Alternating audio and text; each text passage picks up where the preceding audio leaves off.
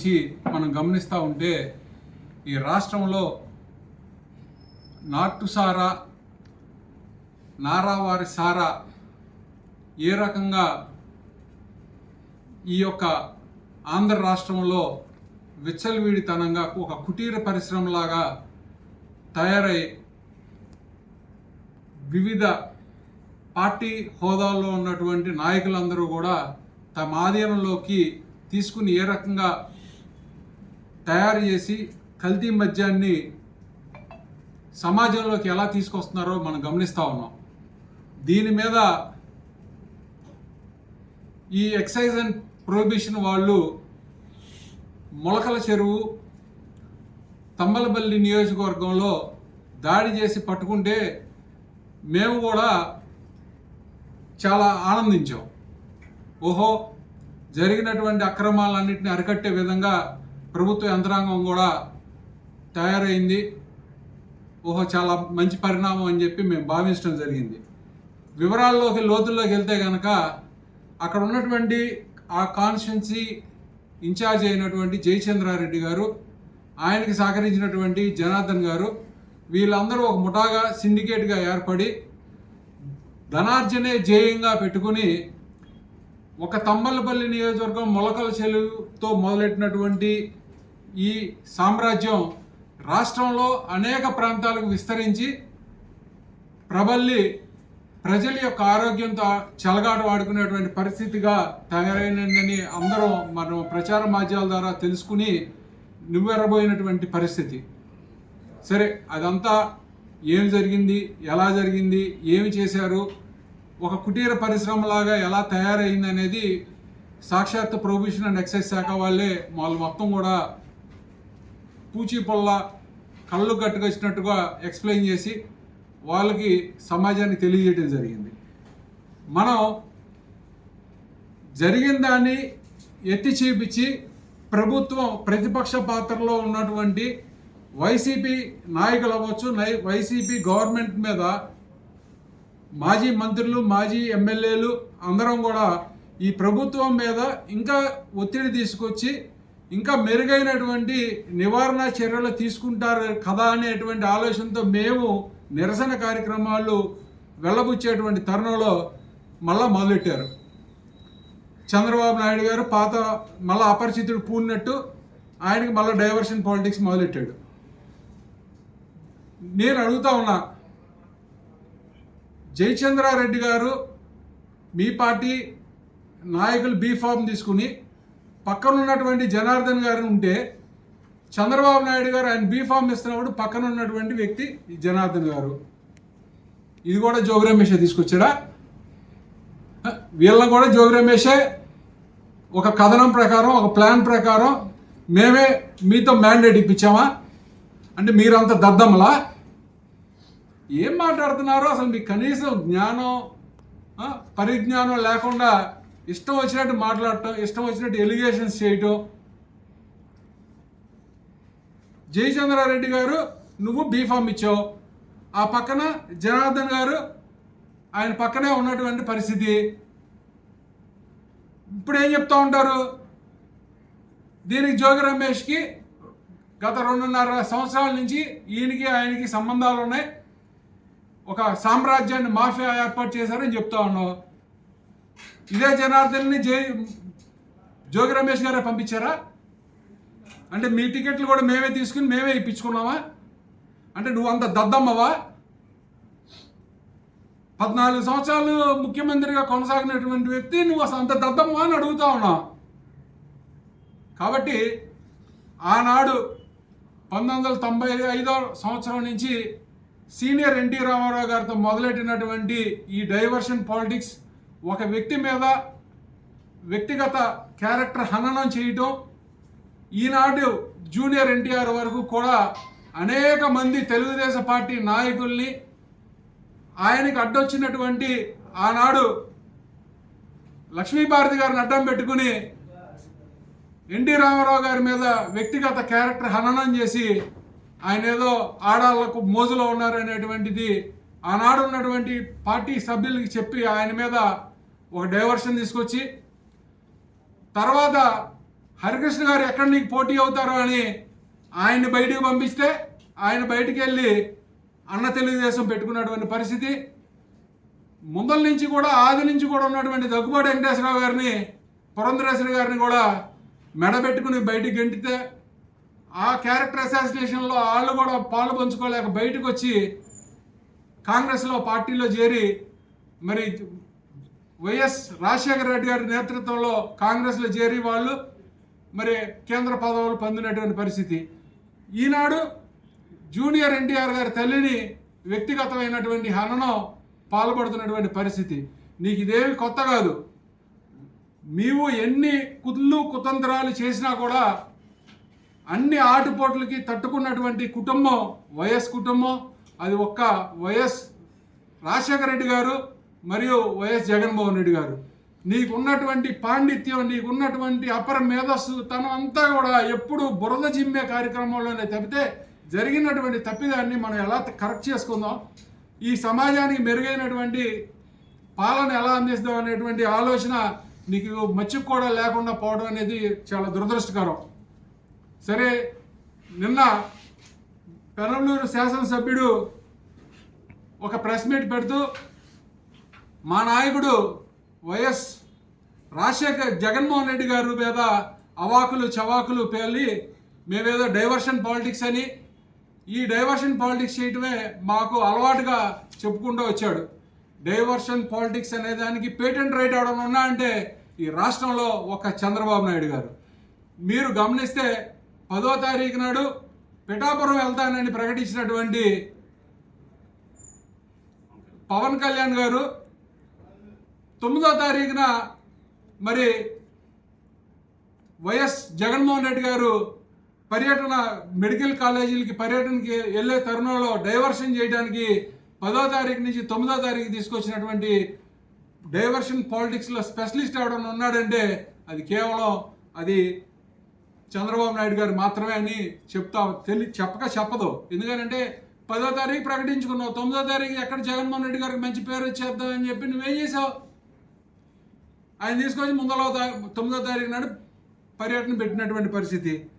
తర్వాత బాబాయ్ వీళ్ళకి జీవిత కాలం జగన్మోహన్ రెడ్డి గారి మీద పడి ఆడవడం తప్పితే వీళ్ళు సాధించింది, అధికారంలోకి వచ్చిన తర్వాత వీళ్ళు ఇంతవరకు సాధించినటువంటి ఘనత శూన్యం. పరిపాలన మీద దృష్టి లేదు, పరిపాలన మీద శ్రద్ధ లేదు. వీళ్ళు ఎప్పుడూ కూడా 24 గంటలు జగన్మోహన్ రెడ్డి గారు కల్తీ మద్యం అమ్మారు అని చెప్పి వీళ్ళ కళ్ళబుల్లి మాటలతో కాలయాపన చేయడం తప్పితే నేను సూటిగా ప్రశ్నిస్తా ఉన్నా. ఇక్కడ ఉన్నటువంటి శాసనసభ్యుడు నన్ను అభియోగం చేశాడు. ఇక్కడ ముందు తాగి చాలామంది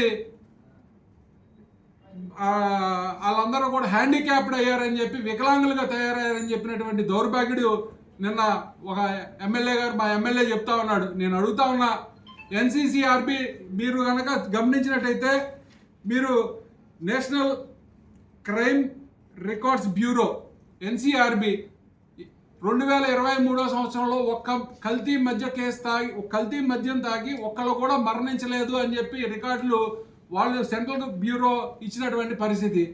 మీకు సిగ్గు ఉండదు, శరం ఉండదు, ఏం మాట్లాడతారో మీకు డేటా ఉండదు, మీకు సోర్స్ ఉండదు. మీ ఫ్యాక్టరీల్లో తయారయ్యి ఫేక్ ఫ్యాక్టరీలో తయారైనటువంటి ఏదైతే ఫేక్ న్యూస్ ఉంటుందో అది జనం మీదకి చెప్పి జనం మీదకి నమ్మించాలనే ప్రయత్నం చేయడం తప్పితే మీ జీవిత కాలం కూడా ఒక్కటంటే ఒక్కటి నిజం చెప్పేటువంటి పరిస్థితి ఉండదు.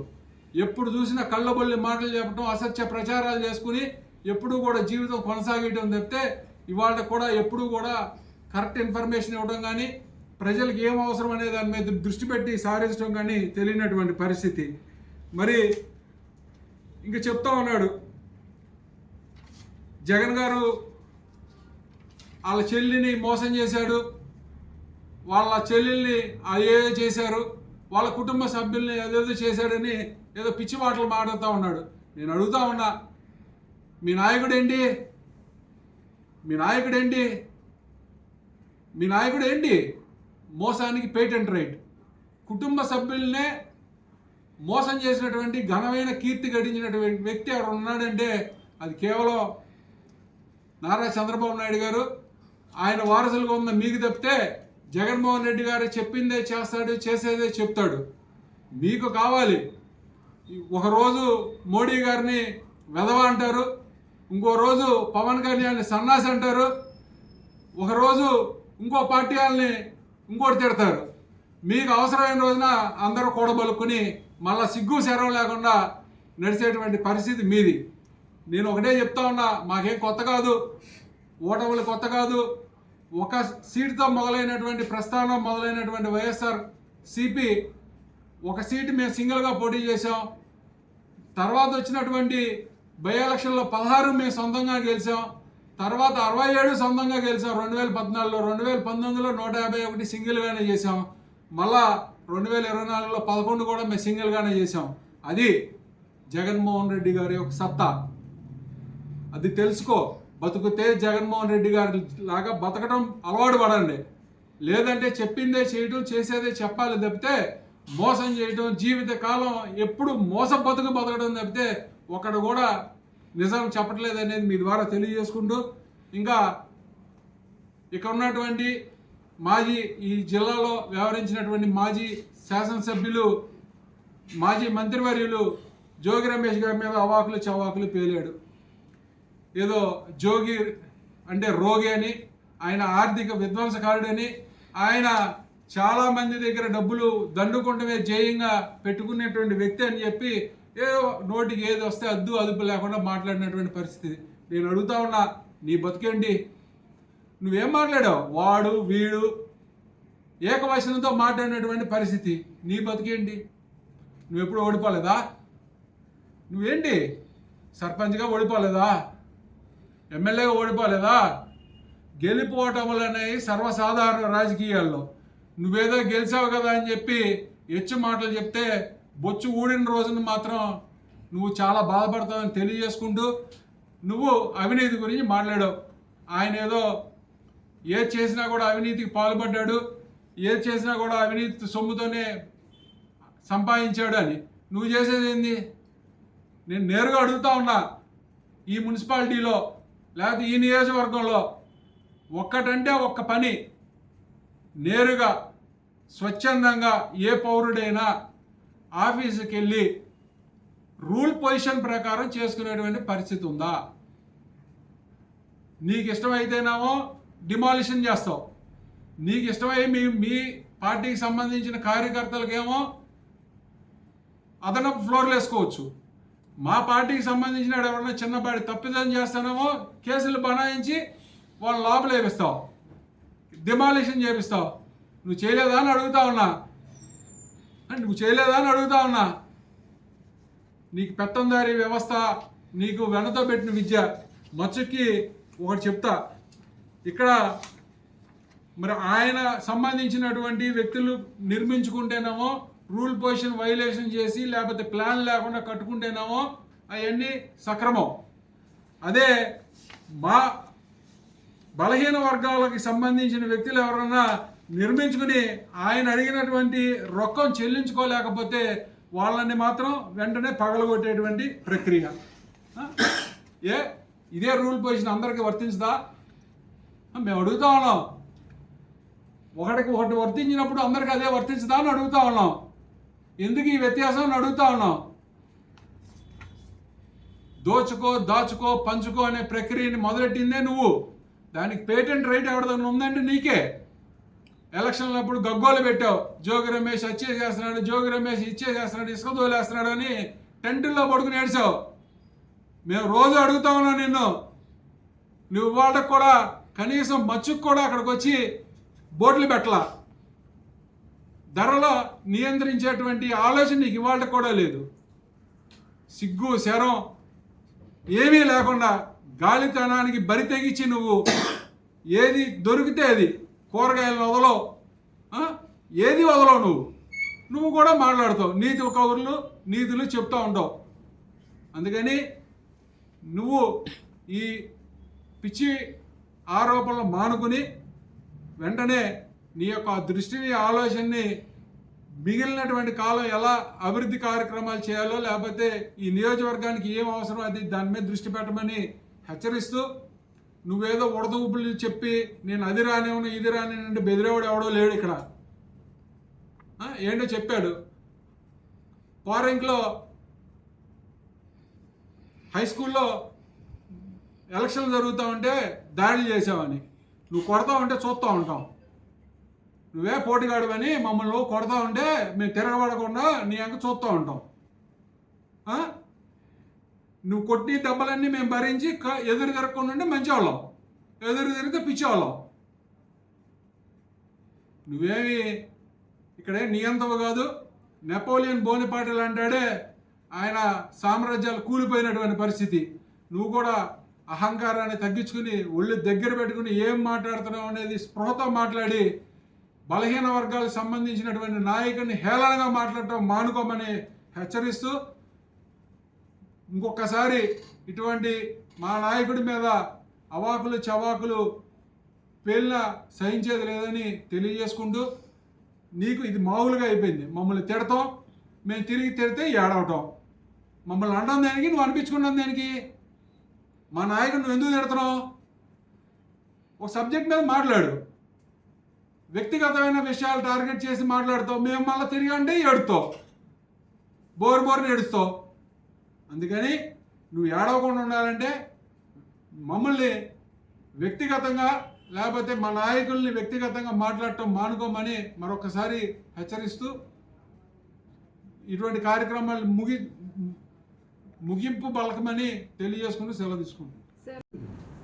శాసనసభ్యులు వారి ప్రెస్ మీట్లో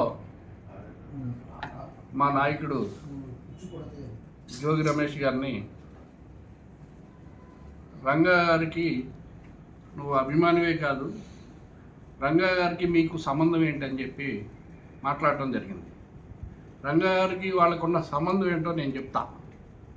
85లో వంగవీటి మోహన్ రంగా గారు ఎమ్మెల్యే, 86లో లోకల్ ఎలక్షన్స్ వచ్చినాయి. ఆ టైంలో ఇబ్రహీంపట్నం నుంచి జోగి రమేష్ గారి ఫాదర్ రామ్మోహన్ రావు గారు ఎంపీపీగా పోటీ చేశారు. అది తెలుగుదేశం ప్రభంజనం, ఎన్టీ రామారావు గారు ప్రభంజనంలో పోటీ చేసి అతన్ని ఎలా అయినా ఓడించాలి అని చెప్పి అక్కడ ఉన్న తెలుగుదేశం నాయకులందరూ కలిసి అతని మీద ప్రెజర్ బాగా తీసుకొస్తే, ఆ రోజుల్లోనే నాకు బాగా గుర్తు, నేను అక్కడ కాలేజీలో చదువుతున్నా, రంగా గారికి దగ్గరికి జోగి రమేష్ గారు వచ్చి, నాన్న నుంచున్నాడు, అక్కడ చాలా ఇబ్బందిగా ఉంది, మీరు వచ్చి ఒక్క రోజు నాకు ప్రచారం చేస్తే నాన్న గెలుస్తాడు అని అడిగితే, ఆ రోజు నేనే సాక్షిని. అక్కడ నేను పక్కనే కాలేజీ నాది అక్కడ. ఆ రోజు తప్పకుండా వస్తా రమేష్, ఎలక్షన్ ఎప్పుడు ఏ టైంకి రావాలి ఏంటని అడిగి అక్కడికి వెళ్ళి ఒక నైటు ప్రచారం చేసి వస్తే రామ్మోహన్ రావు గారు గెలిచాడు. అది అందుకు చెప్పుకుంటాడు, ఇవాళ కాదు, ఎమ్మెల్యే అయిన రోజునే చెప్పాడు జోగి రమేష్ గారు, నేను రంగా గారు అభిమానిని అని. ఇవాళ కాదు, మినిస్టర్గా ఉండా కూడా నేను రంగా గారు అభిమానిని అంటాడు. మీరందరూ ఈ రోజున రంగా గారికి అభిమానులు జెండాలు పెట్టుకుని తిరుగుతున్నారు. అతను ఫస్ట్ నుంచి సరైన అభిమాని ఎవరంటే జోగి రమేష్ గారే. ఫస్ట్ నుంచి కూడా ఆయనతో తిరిగిన వ్యక్తి అతనికి ఎందుకు సంబంధం లేదు? సంబంధం రంగా గారితో అభిమానం చెప్పుకోవడానికి, నేను ఆయన అభిమానం చెప్పుకోవడానికి, నేను రంగా గారి అభిమానులతో పాటు కలిసి తిరిగానని చెప్పుకోవడానికి అతనికి అన్ని విధాల అర్హతలు ఉన్నాయి. అందుకని చెప్పి ఏదైనా మీరు మాట్లాడేటప్పుడు అన్నీ తెలుసుకుని, మీరు ఒక పెనమలూరు నియోజకవర్గ శాసనసభ్యులు ఎలా ఉండాలి, అన్నీ తెలుసుకుని మాట్లాడాలి. ఒక్కొక్క మాట మాట్లాడితే మేము హర్ట్ అవుతున్నాము. ఇవాళ మేము రంగా గారి అభిమానులమే, మేము అందరం కలిసి తిరిగిన వాళ్ళమే. అందుకని మీకు ఈ ప్రెస్ మీడియా ద్వారా చెప్తున్నా, ఇంకా మాట్లాడేటప్పుడు ఎప్పుడు కూడా తెలుసుకుని మా నాయకుల మీద మాట్లాడవలసిందిగా కోరుతున్నా. అందరికీ నమస్కారం. ఈ రోజున జరుగుతున్నటువంటి పరిణామాలు అందరికీ తెలిసిన విషయమే. ఈ రాష్ట్రంలో కల్తీ మద్యం మీద ఈ రాష్ట్రంలో జరుగుతున్నటువంటి పరిణామాల గురించి రాష్ట్ర ప్రజలందరూ చర్చించుకుంటున్న సమయంలో డైవర్షన్ పాలిటిక్స్ అలవాటుగా మార్చుకున్నటువంటి తెలుగుదేశం పార్టీ ఆ పార్టీ మీద ప్రభుత్వం మీద వస్తున్నటువంటి చెడ్డ పేరును ఏ విధంగా తుడుచుకోవాలి, ఆ మకిలిని ఏ విధంగా వదిలించుకోవాలి అనే ఒక ఉద్దేశంతో ఆ మరకని వైఎస్ఆర్ కాంగ్రెస్ పార్టీకి అంటిస్తూ ఏదైతే మద్యం తయారు చేస్తా అరెస్ట్ కాబడినటువంటి వ్యక్తి చేత ఒక బలహీన వర్గానికి చెందినటువంటి జోగి రమేష్ గారి పేరు చెప్పించడం, అతని చేత ఒక వీడియో తీయించి సామాజిక మాధ్యమాల్లో వదిలి ఒక బలహీన వర్గానికి చెందినటువంటి నాయకుడి పైన దుష్ప్రచారం చేయడం ఆ పార్టీకి వెన్నతో పెట్టిన విద్య. ఎందుకంటే బలహీన వర్గానికి చెందినటువంటి వ్యక్తిని ఆ రకమైనటువంటి ఆరోపణలు చేస్తూ వాళ్ళ సోషల్ మీడియాలో కానీ వాళ్ళ పార్టీకి సంబంధించినటువంటి గ్రూపుల్లో కానీ ప్రచారం చేసుకుంటూ ఆ మరకను వాళ్ళు వదిలించుకొని వైఎస్ఆర్ కాంగ్రెస్ పార్టీ పైన పెట్టే విధంగా ఈ రోజున చాలా సన్నాహాలు చేస్తూ ఉన్నారు. వైఎస్ఆర్ కాంగ్రెస్ పార్టీ ప్రభుత్వం అధికారంలో ఉండగా పేద మధ్య తరగతి కుటుంబాలు ఈ మద్యం వల్ల ఆర్థిక విచ్ఛిన్నం కాకూడదని ప్రభుత్వమే మద్యం పాలసీని తీసుకొని ప్రభుత్వ మద్యం దుకాణాలు నిర్వహించి వాటిని అందుబాటులో ఈ టైంలో అయితేనే మద్యం దొరుకుతుంది, ఈ టైం దొరికితే దొరకదనే విధంగా ప్రతి ఒక్కరిని కూడా కంట్రోల్ చేసుకుంటూ చేసినటువంటి పరిస్థితి మనందరం చూసాం. మరి తెలుగుదేశం పార్టీ ఎన్టీ రామారావు గారు స్థాపించినప్పుడు మద్యపాన నిషేధమే ఆ పార్టీ యొక్క ఆయుధం. అటువంటి మద్యపాన నిషేధాన్ని ఇవాళ తుంగలో దొక్కి ఎక్కువ వైన్ షాపులు ఏ విధంగా టెండర్ పిలవాలి, ఎన్ని వేల కోట్లు దండుకోవాలనే సిద్ధాంతంతో మీరు ఈ రోజున ఆ పార్టీలో ఉంటూ పార్టీ సిద్ధాంతాలకి తూట్లు పొడుస్తూ ఎదుటివారి మీద విమర్శలు చేయడం కూడా తగదని కూడా ఈ సందర్భంగా తెలియజేస్తా ఉన్నాను. ఈ రోజున మా పెనమలూరు నియోజకవర్గ శాసనసభ్యులు కూడా నిన్న ప్రెస్ మీట్లో మాట్లాడుతూ జోగి రమేష్ గారి పైన కూడా అనేక విధాలైనటువంటి ఆరోపణలు చేశారు. ఆరోపణలు రాజకీయ పరంగా చేసేటువంటి ఆరోపణలు అయితే దానికి ప్రతి విమర్శగా మేము కూడా రాజకీయ పరంగానే అనేక విమర్శలు ప్రతి విమర్శలు చేసుకోవడం సహజం. కానీ బీసీ వర్గానికి చెందినటువంటి ఒక వ్యక్తిని కులం పేరుతోనో అతని రోగాల పేరుతోనో తిట్టి బలహీనుల్ని కించపరిచే విధంగా మాట్లాడితే మీ యొక్క తెలుగుదేశం పార్టీ విధానం ఏంటని కూడా నేను అడుగుతా ఉన్నా. బలహీన వర్గాలకు చెందినటువంటి వ్యక్తిని మరోసారి శాసనసభలో అడుగుపెట్టనివ్వననే విధానంగా మీరు మాట్లాడడం యొక్క అహంకారం బీసీలపైన ఎంతటి ప్రభావం చూపుతుందో రానున్న రోజుల్లో మీరే చెవి చూస్తారని కూడా ఈ సందర్భంగా తెలియజేస్తా ఉన్నా. అంబేద్కర్ గారు రచించినటువంటి రాజ్యాంగాన్ని అనుసరించి మేము రాజకీయాలు చేస్తున్నాం, కానీ నీ దయాదాక్షిణ్యం వల్ల మీ పార్టీ అధినాయకుడు దయాదాక్షిణ్యాల వల్ల అసెంబ్లీలో అడుగు పెట్టడానికి మీరిచ్చే మాకు సర్టిఫికెట్లు ఏం అక్కర్లేదు. భారత రాజ్యాంగం మాకు కల్పించినటువంటి హక్కుల ద్వారా మేము శాసనసభలో అడుగుపెట్టే విధానం మాకు ఎన్నటికీ గుర్తుంటుందని కూడా నేను ఈ సందర్భంగా మా శాసనసభ్యుల వారికి తెలియజేస్తా ఉన్నాను. అదేవిధంగా శాసనసభ్యుల వారు ఇంకోటి కూడా అన్నారు, ఆయన పెడంలో ఎంతో దోచుకున్నారని, అక్కడ ఉన్నటువంటి ప్రజల్ని బీసీ సామాజిక వర్గాలను వేధించారని ఆయన అనేక రకాల ఆరోపణలు చేశారు. ఆ రోజున నీకు బీసీ వర్గాల మీద ప్రేమ ఉన్నట్లయితే ఆ రోజున మా బీసీ నాయకుడు బీసీ వర్గాలను వేధిస్తున్నారని కానీ మీరు బాధపడినట్లయితే ఆ రోజున ఎందుకు నిరసన తెలియజేయలేదని కూడా నేను ఈ సందర్భంగా అడుగుతా ఉన్నా. బీసీల మీద ప్రేమ ఉంటే ఆ రోజున ఎందుకు మాట్లాడలేదని కూడా నేను అడుగుతా ఉన్నా. ఈ రోజున మీరు ఈ నియోజకవర్గంలో బీసీల పట్ల వ్యవహరించే తీరు ఎలా ఉందో కూడా మీకే మీ ఆత్మసాక్షికే వదిలేస్తా ఉన్నానని కూడా అడుగుతా ఉన్నా. ఒక బీసీ వర్గానికి చెందినటువంటి మరి ఇది విష్ణు గారు బిల్డర్గా ఉన్నటువంటి ఆయన చేసుకునేటువంటి వ్యాపారం పైన సిఆర్డీఏ అధికారులను పంపించి అతను చేసినటువంటి వ్యాపారాలపైన ఎలాంటి దుశ్చర్యకు పాల్పడ్డారో మీ అందరూ కూడా తెలుసుకోవాలని కూడా నేను ఈ సందర్భంగా మీకు తెలియజేస్తా ఉన్నా. ఇప్పుడు సిఆర్డీఏ అధికారులు రూల్ పొజిషన్ ప్రకారం నడుచుకున్నట్లయితే మరి అదేవిధంగా ఆ పారింకి గ్రామంలో ఉన్నటువంటి ఇతరులకు సంబంధించిన భవనాలపైన ఎందుకు దాడి చేయలేదని అడుగుతా ఉన్నా. ఎవరి అనుమతితో ముందుకెళ్ళి ఒక సామాజిక వర్గానికి చెందిన వారి బిల్డింగుల పైన దాడి చేశారని కూడా ఈ సందర్భంగా అడుగుతా ఉన్నా. అదేవిధంగా శాసనసభ్యుల వారు కూడా మాట్లాడి ఇటువంటి విషయాలను ఆయన బయటకు వచ్చి చెప్పడం చాలా హాస్యాస్పదంగా ఉంది. శాసనసభ్యులుగా ఆయన తీసుకోవాల్సినటువంటి చర్యలు ఆయన అడ్డం పెట్టుకొని ఒక ప్రైవేటు డాక్యుమెంట్ వెండర్ని అడ్డం పెట్టుకొని రిజిస్టార్ శాఖలో చేస్తున్నటువంటి అవినీతి దందాలు ఈ నియోజకవర్గ ప్రజలకు తెలియదా అని కూడా నేను ఈ సందర్భంగా తెలియజేస్తా ఉన్నాను. కాబట్టి మీరు చేసుకునే పని బలహీన వర్గాలను దూషించే విధంగా కాకుండా మీరు ప్రజలకి ఏం మేలు చేయాలని అనుకున్నారో అది చేయండి, మళ్ళీ ఓట్లకు వెళ్ళండి. అంతేగాని బలహీన వర్గ ప్రజలపైన మీరు అక్కసుతో కానీ లేకపోతే మీకున్న దౌర్జన్యంతో అధికారంతో కానీ మరొకసారి ఇటువంటి మాటలు మాట్లాడినట్లయితే కనుక తప్పకుండా బలహీన వర్గాల ప్రజల నుంచి ఎదుర్కోవాల్సి ఉంటుందని కూడా మీ అందరికీ తెలియజేస్తూ సెలవు తీసుకుంటాను. తెలుగుదేశం ప్రభుత్వం వచ్చి సుమారుగా సంవత్సరాల కాలంగా అయింది. ఈ సంవత్సరన్నర కాలంలో ప్రజలకి సంక్షేమ పథకాలకు బదులు ప్రతిపక్ష పార్టీపై బురద జల్లే కార్యక్రమానికి తెరదీస్తుంది చంద్రబాబు నాయుడు ప్రభుత్వం.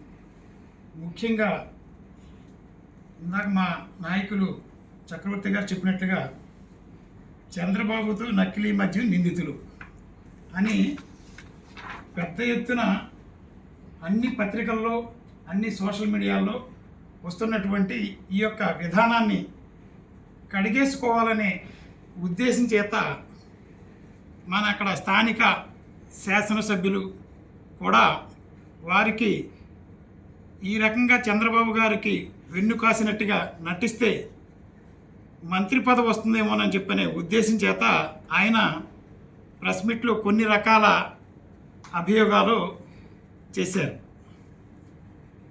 ఉదాహరణగా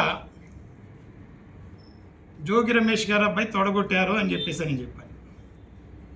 లావుగా ఎత్తుగా ఉండ ఆయన మీద మరి బక్కగా ఉండ ఆయన తొడగొట్టాడంటే వినటానికి చాలా హాస్యాస్పదంగా ఉంది. మరి ఆ పరిస్థితి జనం నవ్వుకుంటారని చెప్పేసి మీ అందరికీ కూడా మనవి చేస్తున్నాను. 2, నకిలీ మద్యం అనే విషయం మీద వైఎస్ఆర్ కాంగ్రెస్ పార్టీ తన పాత్రను పోషించాలనే ఉద్దేశం చేత ప్రజల ఆరోగ్యం పట్ల శ్రద్ధ తీసుకోవాలనే ఉద్దేశం చేత ప్రభుత్వం వల్ల లోపం వల్ల ప్రభుత్వ విధానాల వల్ల ప్రజల ఆరోగ్యం పాడవుతుందనే ఉద్దేశాన్ని ప్రభుత్వం దృష్టికి తీసుకెళ్లాలనే దీంతో నకిలీ మద్యంలో పట్టుబడినటువంటి అనేక విషయాల గురించి రాష్ట్రమంతా కూడా మా పార్టీ పిలుపు మేరకు మరి వివిధ హోదాల్లో వివిధ స్థాయిల్లో ప్రభుత్వ కార్యాలయాల్లో ప్రభుత్వ అధినేతల దృష్టికి ప్రభుత్వ సిబ్బంది దృష్టికి కూడా తీసుకెళ్ళడం అని చెప్పనేది జరిగింది. ఇక్కడ ముఖ్యంగా బడుగు బలహీన వర్గాలు గతంలో మా ప్రభుత్వానికి అండగా ఉన్నారు. కొన్ని లోపాల వల్ల ఇప్పుడున్నటువంటి ప్రభుత్వానికి బడుగు బలహీన వర్గాలు సపోర్ట్గా నిలిచారు. ఏది ఏమైనప్పటికీ గౌరవ శాసనసభ్యులు ప్రజల ఆరోగ్యం గురించి పట్టించుకోకుండా మరి ఒక జోగి రమేష్ గారి గురించి రోగి అని చెప్పేసి అన్నారు. ఓకే, రోగం అనేది మానవులందరికీ వస్తుంది. ఆ రోగాన్ని తెచ్చిపెట్టింది తెలుగుదేశం ప్రభుత్వం. ఈ యొక్క నకిలీ మద్యం తాగటం వల్ల ప్రజలకి ఆరోగ్యం చెడిపోయి రోగులుగా మారి ప్రభుత్వ వైద్యశాలలకు వెళ్ళి వైద్యం చేయించుకోవాల్సిన పరిస్థితులు వస్తాయి. కానీ ఈ పేద ప్రజలు, ఈ బడుగు జీవులు, ఈ కష్టజీవులు కష్టించి సాయంత్రం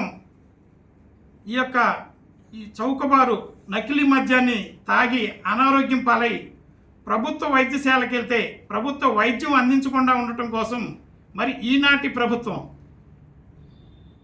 ఇటీవల కాలమున అంటే వైద్యశాలలు కానీ లేకపోతే వైద్య పడకల విషయంలో పీపీపీ పద్ధతిని తీసుకురావటం. అంటే ఈ పేదవాళ్ళకే అదే మద్యం అమ్మాలి, ఆ పేదవాళ్ళ యొక్క ఆరోగ్యం పాడవ్వాలి, ఆ పేదవాళ్ళు వైద్యం చేయించుకోవాలంటే ప్రైవేట్ వ్యక్తుల దగ్గరికి వెళ్ళాలి లక్షల రూపాయలు ఖర్చు పెట్టుకుని.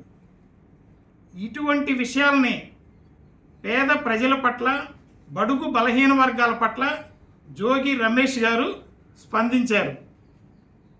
అటువంటి వ్యక్తి గౌడ జాతి ముద్దుబిడ్డ. గౌరవ శాసనసభ్యుల కంటే ముందే శాసనసభకి అడుగుపెట్టి బడుగు బలహీన వర్గాల వాదనల్ని శాసనసభలో వినిపించిన గొప్ప నేత. అటువంటి నేతని మా యొక్క జాతిని కించపరిచేలాగా మాట్లాడిన గౌరవ శాసనసభ్యులు ఇది విధానం మంచి పద్ధతి కాదని, శాసనసభ గౌరవ సభ్యులుగా మాట్లాడవలసినటువంటి మీరు అగౌరవంగా మాట్లాడి ఒక జాతిని, గౌడ